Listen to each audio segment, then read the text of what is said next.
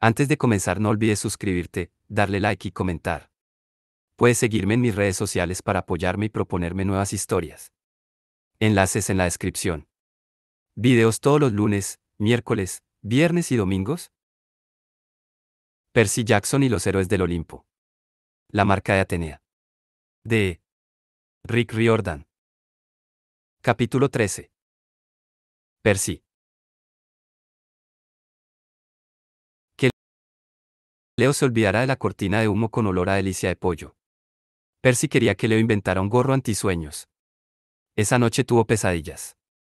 Primero soñó que estaba otra vez en Alaska, buscando el águila de la Legión. Iba a pie por una carretera de montaña, pero en cuanto salió del arcén fue engullido por una ciénaga. Se vio ahogándose en lodo, incapaz de moverse ni de respirar. Por primera vez en su vida, comprendió lo que era ahogarse. Solo es un sueño, se dijo. Me despertaré. Pero eso no lo hacía menos aterrador. Percy nunca le había tenido miedo al agua. Era el elemento de su padre. Sin embargo, con esa experiencia en la ciénaga, le había cogido pánico a asfixiarse. Era algo que no reconocería delante de nadie, pero incluso le ponía nervioso meterse en el agua. Sabía que era ridículo. No podía ahogarse. Pero sospechaba que si no dominaba el miedo podía empezar a dominarlo a él. Pensó en su amiga Thalía, que tenía miedo a las alturas a pesar de ser hija del Dios del cielo. Su hermano, Jason, podía volar invocando los vientos. Thalía no podía, tal vez porque le daba demasiado miedo intentarlo. Si Percy empezaba a pensar que podía ahogarse. El terreno pantanoso le oprimía contra el pecho. Sus pulmones querían estallar. No te dejes llevar por el pánico, se dijo. Esto no es real. Justo cuando ya no podía contener más la respiración, el sueño cambió. Estaba en un enorme espacio sombrío, como un aparcamiento subterráneo. Hileras de columnas de piedra se extendían por todas direcciones, sosteniendo el techo a unos 6 metros por encima. Unos braseros independientes arrojaban un tenue fulgor rojo sobre el suelo. Percy no podía ver a lo lejos entre las sombras, pero en el techo había colgadas poleas, sacos de arena y hileras de focos. Repartidas por la estancia había montones de cajas con etiquetas en las que ponía accesorios, armas y vestuario. Una tenía escrito lanzacohetes variados.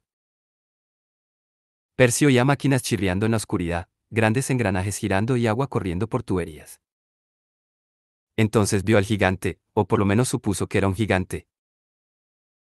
Medía unos 3,5 metros de altura, una estatura respetable para un cíclope, pero la mitad de lo que medían los otros gigantes a los que Percy se había enfrentado. También tenía un aspecto más humano que un típico gigante, sin las patas de dragón de sus parientes más grandes. Aunque su largo pelo morado estaba recogido en una coleta de rastas, entrelazadas con monedas de oro y de plata, un peinado digno de un gigante a los ojos de Percy. Llevaba sujeta a la espalda una lanza de casi 3 metros, un arma de gigante. El monstruo llevaba el jersey de cuello alto negro más grande que Percy había visto en su vida, unos pantalones negros y unos zapatos de piel, negros, con las punteras tan largas y curvadas que podrían haber sido las zapatillas de un bufón. Caminaba de un lado al otro delante de una plataforma elevada, examinando una vasija de bronce aproximadamente del tamaño de Percy. No, no, no, murmuró para sí. Y el chapoteo. Y el espectáculo. Gritó a la oscuridad, Otto. Percy oyó algo arrastrándose a lo lejos. Otro gigante salió de la oscuridad. Vestía un conjunto negro idéntico, incluidos los zapatos curvados. La única diferencia entre los dos gigantes era que el pelo del segundo era verde en lugar de morado. El primer gigante soltó un juramento. Otto, ¿por qué me haces esto todos los días? Te dije que hoy me pondría el jersey de cuello alto negro. Podías ponerte cualquier cosa menos el jersey de cuello alto negro. Otto parpadeó como si se acabara de despertar. Creía que hoy te pondrías la toga amarilla. Eso fue ayer, y tú también te presentaste con la toga amarilla. Ah, cierto. Perdona, Effie. Su hermano gruñó. Tenían que ser gemelos porque sus caras eran igual de feas. Y no me llames Effie, ordenó Effie. Llámame Fialtes. Ese es mi nombre. O puedes usar mi nombre artístico, el Gran F. Otto hizo una mueca. Sigue sin convencerme tu nombre artístico. Tonterías. Es perfecto. A ver, ¿Cómo van los preparativos? Bien, Otto no parecía muy entusiasmado. Los tigres come humanos, las cuchillas giratorias. Pero sigo pensando que unas cuantas bailarinas quedarían bien. ¿Nada de bailarinas? Soltó Efialtes. ¿Y esta cosa? Agitó la vasija de bronce, indignado. ¿De qué sirve? No es emocionante. Pero de eso trata el número. Él morirá menos que los otros lo rescaten. Y si llegan a tiempo, más les vale. Dijo Efialtes. El 1 de julio, las calendas de julio, una fecha consagrada a Juno. Es cuando madre quiere destruir a esos estúpidos semidioses y así poder restregárselo en la cara a Juno. Además, no pienso pagar horas extra por esos fantasmas de gladiadores. Entonces todos morirán, dijo Otto, y nosotros iniciaremos la destrucción de Roma. Como madre quiere. Será perfecto. A todos les encantará. Los fantasmas romanos adoran ese tipo de cosas. Efialtes no parecía convencido. Pero la vasija está ahí parada. No podríamos colgarla sobre el fuego o disolverla en un estanque de ácido o algo por el estilo. Lo necesitamos vivo unos días más, recordó Otto a su hermano. De lo contrario, los 7 no morderán el anzuelo y no correrán a salvarlo. Supongo que tienes razón. Aún así, me gustaría que hubiera un poco más de gritos. Una muerte lenta es aburrida. Ah, y nuestra dotada amiga. Está lista para recibir a su visita. Otto arrugó la cara. No me gusta un pelo hablar con ella. Me pone de los nervios. Pero, ¿está lista? Sí, dijo Otto a regañadientes. Lleva siglos lista. Nadie recuperará esa estatua. Excelente, Efialtes se frotó las manos con expectación. Esta es nuestra gran oportunidad, hermano mío. Eso mismo dijiste de nuestro último número, masculló Otto.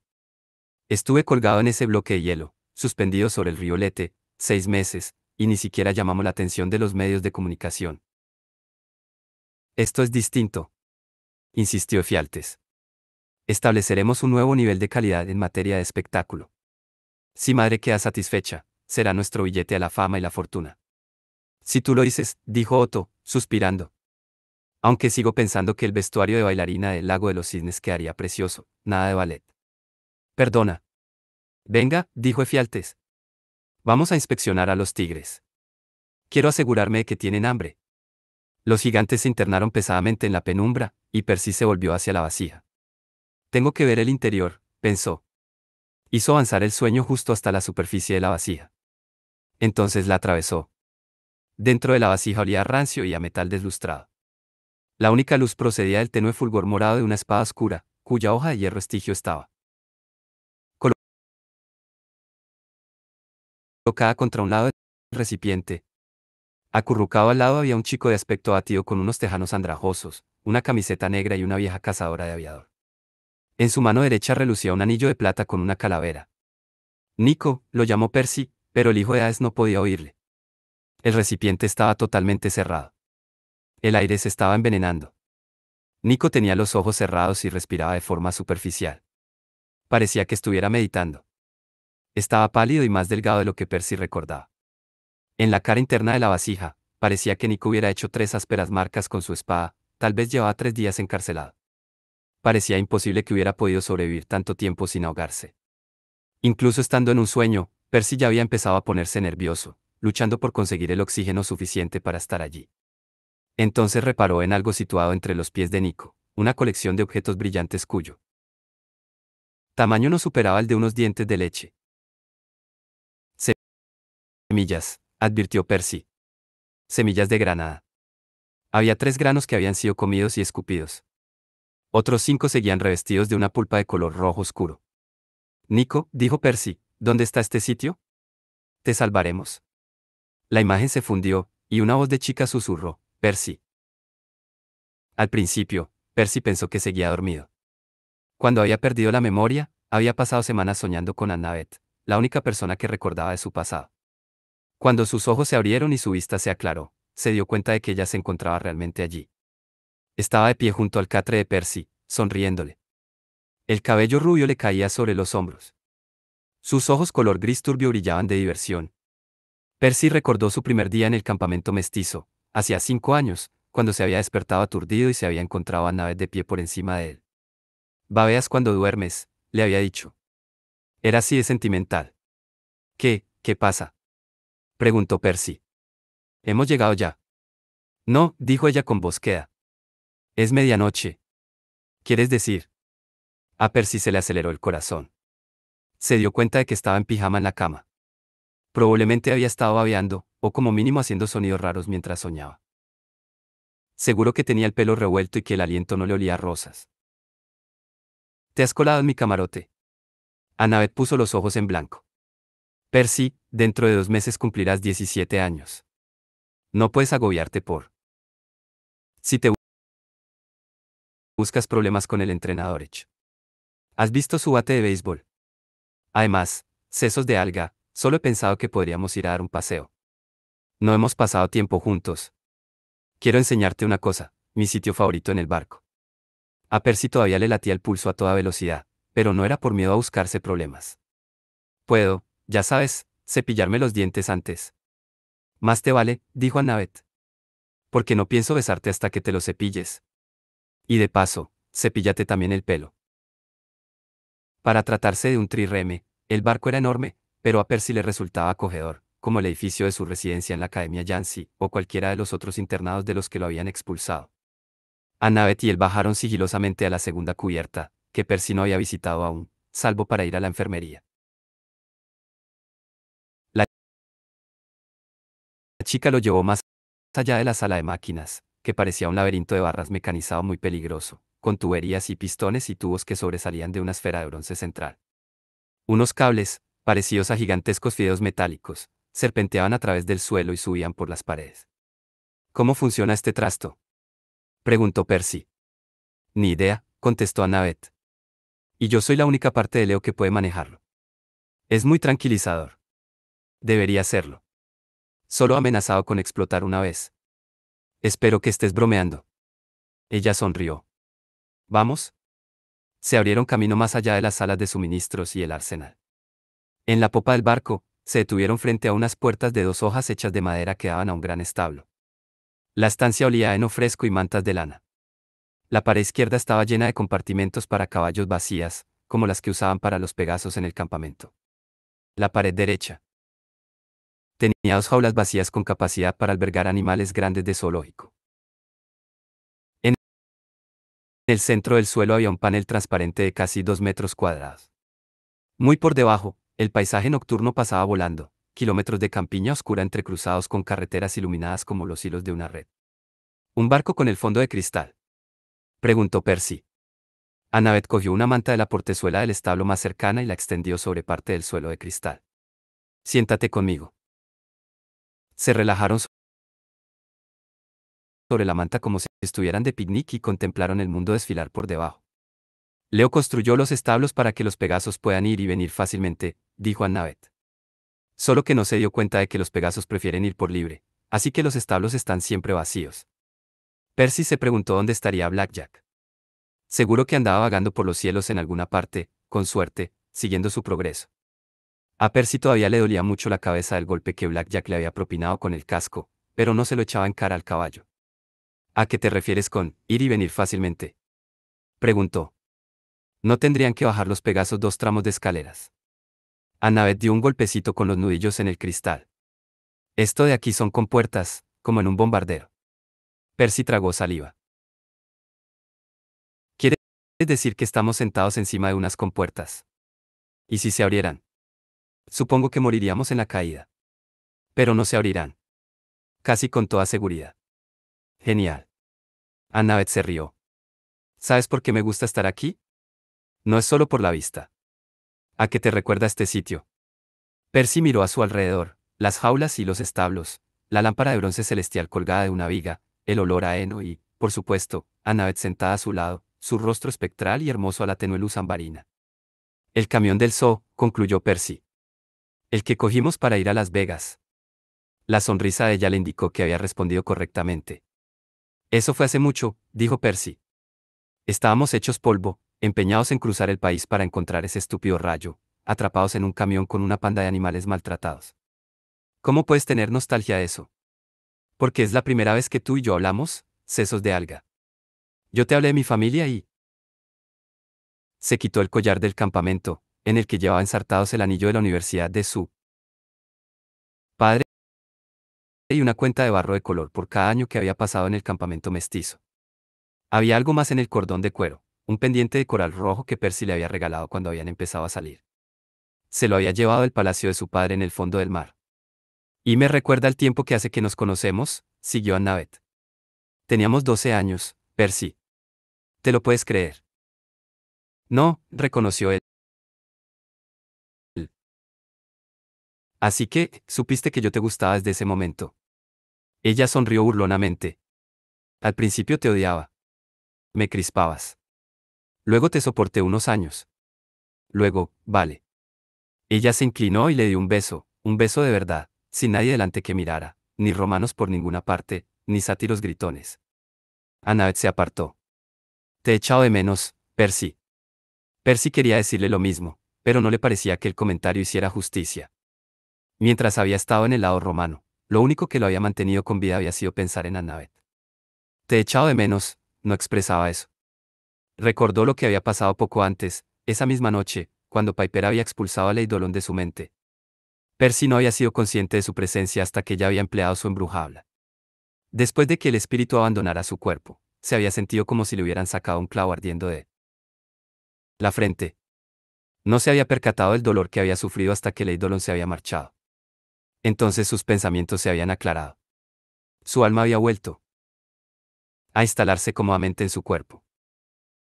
Estar allí sentado con Annabeth le hizo sentirse de la misma forma.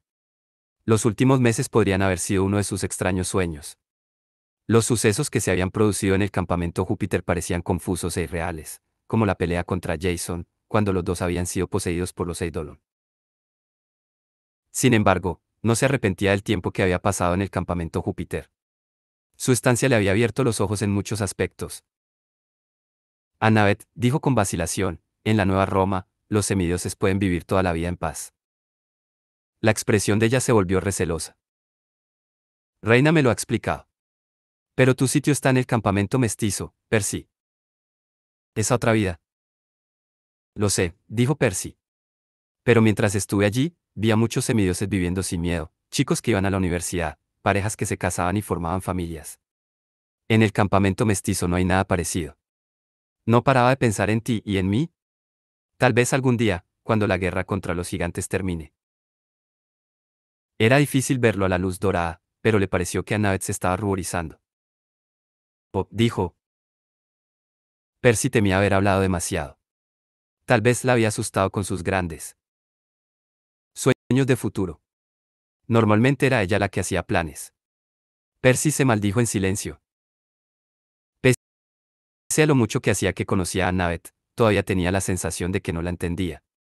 Incluso después de haber salido durante varios meses con ella, su relación siempre le había parecido nueva y frágil, como una escultura de cristal. Le aterraba hacer algo mal y romperla. Lo siento, dijo. Yo tenía que pensar eso para seguir adelante. Para hacerme ilusiones. Olvida lo que he dicho. No, repuso ella. No, Percy. Dios es muy bonito por tu parte. Es solo que, puede que hayamos agotado esa posibilidad. Si no podemos arreglar la situación con los romanos, bueno, los dos grupos de semidioses nunca se han llevado bien. Por eso los dioses nos mantienen separados. No sé si allí podríamos encontrar un hueco. Percy no quería discutir, pero se negaba a abandonar la esperanza. Le parecía importante, no solo para Annabeth y para él, sino también para los demás semidioses. Tenía que ser posible encontrar su sitio en dos mundos distintos al mismo tiempo. Después de todo, en eso consistía ser semidios, no en encontrar tu sitio en el mundo de los mortales o en el monte Olimpo, sino en intentar conciliar esas dos facetas de tu naturaleza. Por desgracia, eso le hizo pensar en los dioses, la guerra a la que se enfrentaban y su sueño acerca de los gemelos Efialtes y Oto. Cuando me despertaste estaba teniendo una pesadilla, reconoció. Le contó a Annabeth lo que había visto. Ni las partes más inquietantes parecieron sorprenderla. Movió la cabeza con tristeza cuando él describió la reclusión de Nico en la vasija de bronce. Sus ojos emitieron un brillo airado cuando le contó que los gigantes planeaban una espectacular destrucción de Roma que incluía la muerte dolorosa de ellos como número de apertura. Nico es el cebo, murmuró ella. Las fuerzas de Gaia deben de haberlo capturado de algún modo, pero no sabemos exactamente dónde lo retienen. En algún lugar de Roma, contestó Percy. En algún lugar bajo tierra. Por lo que decían, parecía que a Nico todavía le quedaran unos días de vida, pero no veo cómo podría aguantar tanto tiempo sin oxígeno. 5 días más, según Némesis, dijo Annabeth. Las calendas de julio. Por lo menos, ahora el plazo tiene sentido. ¿Qué es una calenda? Annabeth sonrió de satisfacción, como si se alegrara de que volvieran a asumir sus viejos roles. Percy, el de ignorante, y ella, el de la persona que explicaba las cosas. Es la palabra romana para referirse al primer día de cada mes. De ahí viene la palabra, calendario. Pero, ¿cómo puede sobrevivir Nico tanto tiempo? Deberíamos hablar con Hazel. ¿Ahora? Ella vaciló.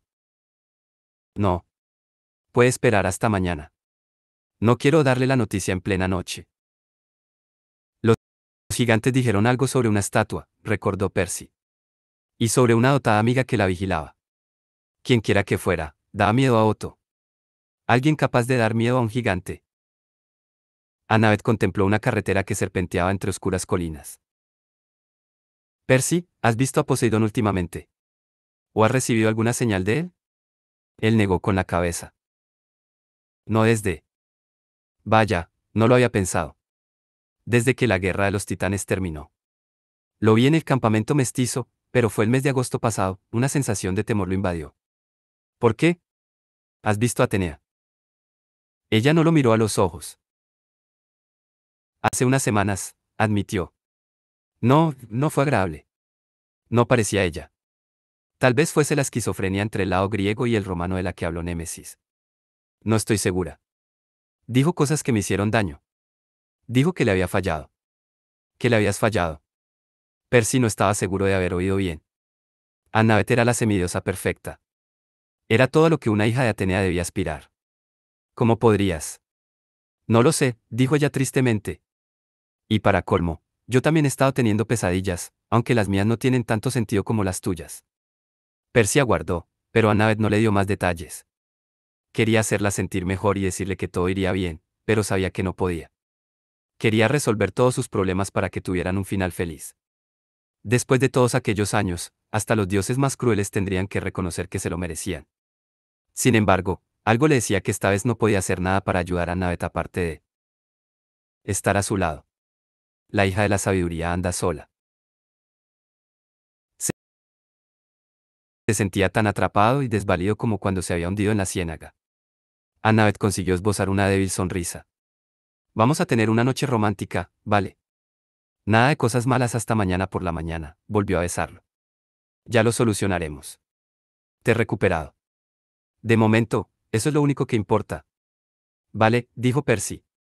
Se acabó de hablar de Gaia, del secuestro de Nico, del fin del mundo, de los gigantes, cállate, sesos de alga, le ordenó ella. Abrázame un rato. Se quedaron sentados, abrazándose, cada uno disfrutando del calor del otro. Antes de que Percy se diera cuenta, el zumbido del motor del barco, la luz tenue y la agradable sensación de estar con Annabeth hicieron que le empezaran a pesar los párpados, y se durmió. Cuando se despertó, la luz del sol entraba por el suelo de cristal, y una voz de chico dijo, «Oh, os habéis metido en un buen lío».